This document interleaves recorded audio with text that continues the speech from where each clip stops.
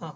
So 2 object आहे. Suppose M1, M2 masses आहे त्यांचे आणि त्यांना ठेवलं आहे तुम्ही. आता हे जे मीडियम आहे आजूबाजूला हे एअर मीडियम आहे. दोन्ही objects are placed in air medium. आता ह्याच ऑब्जेक्ट्स उचलल्या तुम्ही आणि सपोज यांना पाण्यात नेलं. आता यांच्या आजूबाजूला कोण मीडियम आहे? वॉटर ॲज अ मीडियम आहे. सो पाण्यात जरी नेलं तरी ह्या जीची व्हॅल्यू चेंज होणार नाही. फोर्स जर डिस्टन्स सेम असेल, मासेस तेच असतील तर फोर्स चेंज होणार नाही. पण समजून घ्या ह्या जीची व्हॅल्यू ही इंडिपेंडेंट ऑफ द मीडियम असते. It is not dependent on the medium. परत एकदा सांगतो. हे बघा MCQ मध्ये विचारले जाणारे प्रश्न. Newton's universal law of gravitation statement काय सांगतं? देर is always a force of attraction between two objects having masses. ठीक आहे. and the force of attraction between them is directly proportional to product of their masses and inversely proportional to square of the distance between them. परत एकदा सांगतो. दोन object, आता बघा तुम्ही suppose mobile फोनच्या समोर बसले आहात किंवा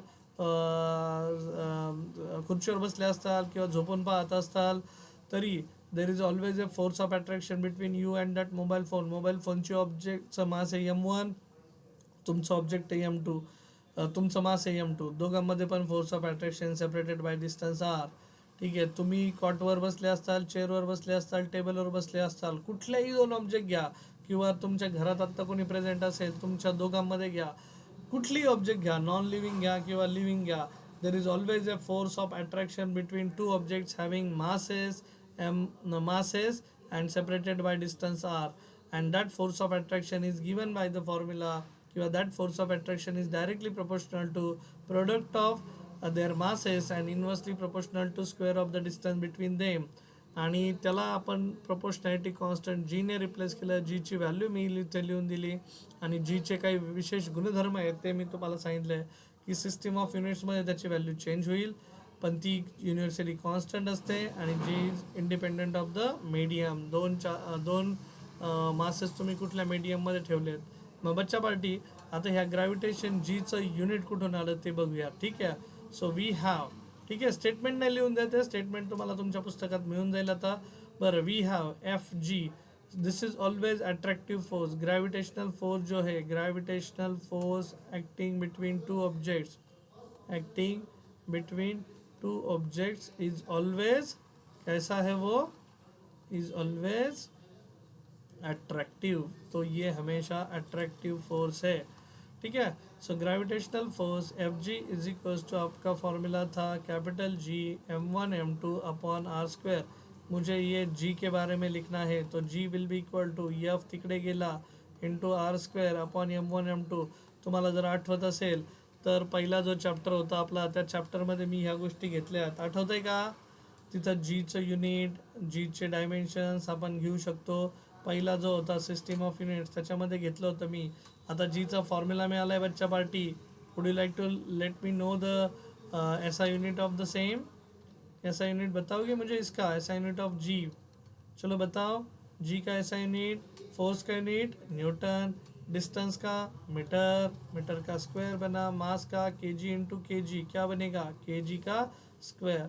सो ये बन गया न्यूटन मीटर स्क्वायर पर kg स्क्वायर. ठीक है.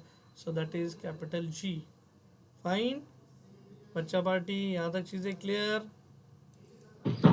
साक्षी, साक्षी यस, सिद्धि, शिवराज, श्रावणी. हाँ. So coming back on to the point. So newton metre square पर kg स्क्वायर ये हो गया इसका ऐसा यूनिट. ठीक है.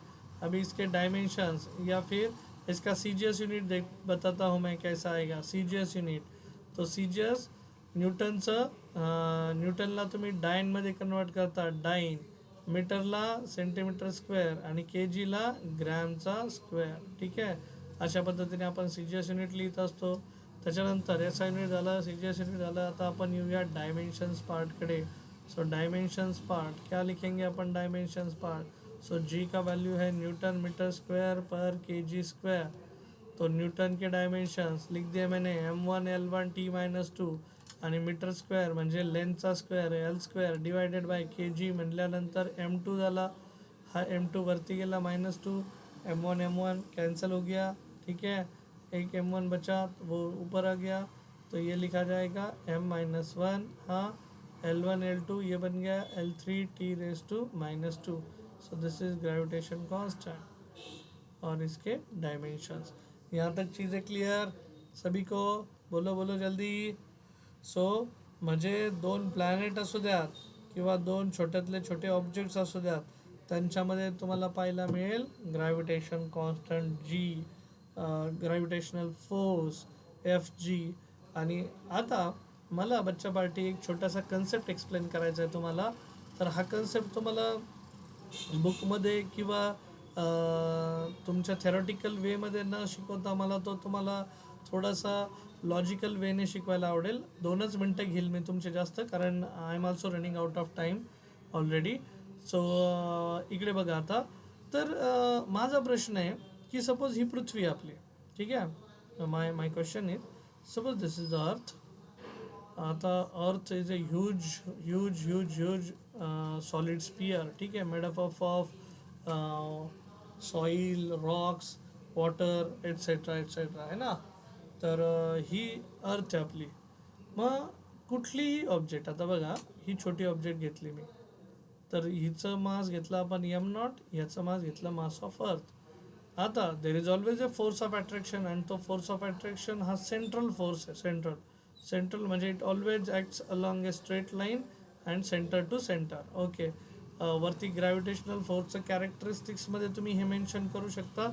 Gravitational force is a central force. इथं वाटल्यास नोट लिहून देतो. GF is a central force. Central force म्हणजे it acts between line joining centre of 2 objects, ठीक आहे. Line joining centre of 2 objects आणि त्याच्या अलॉंग ॲक्ट होणारा हा फोर्स आहे, म्हणून याला सेंट्रल फोर्स म्हणतात, ठीक आहे. सो आणि it is always a force of attraction. Always it is always a force of attraction, ठीक आहे. हां, आता कमिंग बॅक. तर हा m0, हा मास ऑफ अर्थ, या दोघांमध्ये सपोज डिस्टन्स आहे r, ठीक आहे. सो इथे जे r डिस्टन्स आहे ते मी मेन्शन केलं या 2 ऑब्जेक्टमध्ये. तर बच्चा पार्टी, मग ही छोटी ऑब्जेक्टच अर्थकडे का अट्रॅक्ट होते, अर्थ त्या छोट्या ऑब्जेक्टकडे का नाही अट्रॅक्ट होत? किंवा आपण डे टू डे लाईफमध्ये आता सपोज मी घेतलं, माझं मास आहे सपोज 80 kg, ठीक आहे. आणि माझ्या शेजारी एखादा दुसरा व्यक्ती आहे सपोज, अँड दोघं सपोज आम्ही सेपरेट झालो आहे r is equals to 1 metre अंतराने, ठीक आहे. सो सपोज एक 80 kgचा आहे, दुसरा 40 kgचा आहे. मग 2 ऑब्जेक्ट है आता सेपरेटेड बाय डिस्टेंस 1 मीटर. तो इन दोनों में फोर्स ऑफ ग्रेविटेशन क्या होगा? तो फोर्स ऑफ ग्रेविटेशन का फॉर्मूला लिखा भाई मैंने, F G is equals to F G is equals to आपल्या डेफिनेशननुसार capital G multiplied by mass of first object, mass of second object और डिस्टन्स का स्क्वेअर. बघा त्या प्रश्नाकडे परत येईल मी. जीची व्हॅल्यू घेतली 6.67 into 10⁻11. Mass of first object is 80 kg, दूसरा object is 40 kg divided by r square is 1 metre, 1 metre का स्क्वेअर. सो बच्चा पार्टी लक्षात घ्या, हा 80 आणि 4 जास्तीत जास्त 32 झाला. 32 गुणिले हा 6.7 घ्या इंटू हा 0 आणि हा 0 ह्या -11 बरोबर कटले, हे बनला -9 आणि खाली 1चा स्क्वेअर 1. बघा, so this is gravitational force F G. आणि 32 गुणिले 6 18. तसं पाहायला गेलं तर जास्तीत जास्त 200. व्हॅल्यू लिहिली 200 इंटू 10⁻9 न्यूटन. आता मला सांगा, हा फोर्स एवढा कमी आहे 200 इंटू 10⁻7 किंवा 2 गुणिले 10⁻7 न्यूटन, म्हणजे 0.60345 आणि मग 7वा डिजिट तुमचा 2 न्यूटन. मग हा फोर्स मला सांगा, तुम्ही म्हणताल की सर हा अट्रॅक्टिव्ह फोर्स आहे, ह्या 2 ऑब्जेक्ट मग एकमेकांकडे ओढल्या गेल्या पाहिजे होत्या. ही ऑब्जेक्ट M1 ऑब्जेक्ट M2 कडे आणि M2 वाली M1 कडे, आणि यांचं तर मोशन व्हायला पाहिजे होतं. तसं घडतंय का? नाही. मग का नाही घडत आहे? कारण हा जो फोर्स इथं आपण घेतलाय प्रॅक्टिकली, तर दिस इज ऑलमोस्ट निग्लिजिबल फोर्स. इतका कमी आहे हा मॅग्निट्यूडमध्ये की त्याचं एक्झिस्टन्स आहे म्हणूनच समजत नाही. समजतंय का शिवराज, साक्षीजी, श्रावणी, सिद्धी, की 2 ऑब्जेक्ट 80 किलोची एक घेतली आणि एक किती घेतली होती 40 किलोची. आता गंमत आहे, आता माझ्या प्रश्नाकडे येतो. जर तीच ऑब्जेक्ट मास सपोज हे घेतलं 100 kg, बरोबर 100 kg, आणि अर्थचा मास किती ह्यूज आहे बघा, 6 इंटू प्लस 24 kg, म्हणजे 6 वर 24 शून्य, एवढं ह्यूज मास आहे.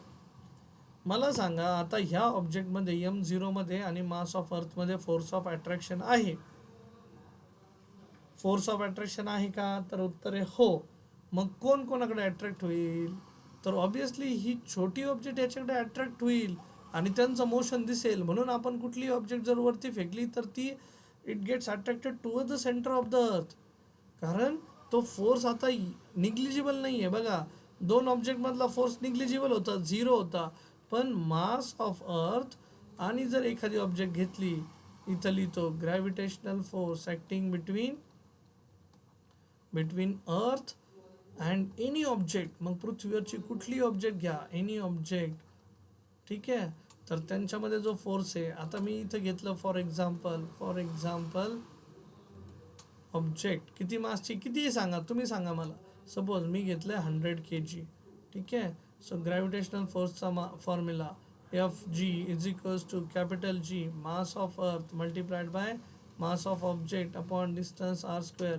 डिस्टन्सही घ्या, सपोज घेतलं 10 किलोमीटर घेतलं किंवा हजार घेतलं, सपोज 1000 मीटर, 1 किलोमीटर घेतलं.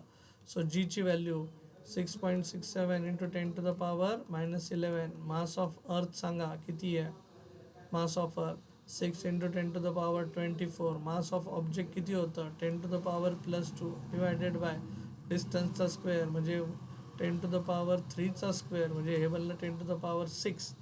ओके, बघा लॉजिक बघा, मला काय सांगायचं आहे. 6.67 इंटू 6 इंटू 24+2 26, 26 - 11 इज 10⁻15, आणि खाली 10⁻3चा स्क्वेअर 10⁻6 प्लस 6 15 कॅन्सल. परत 6 6 36, जास्तीत जास्त 40 लिहिलं, इंटू 6 आणि 10 15 गेले, 9 उरले.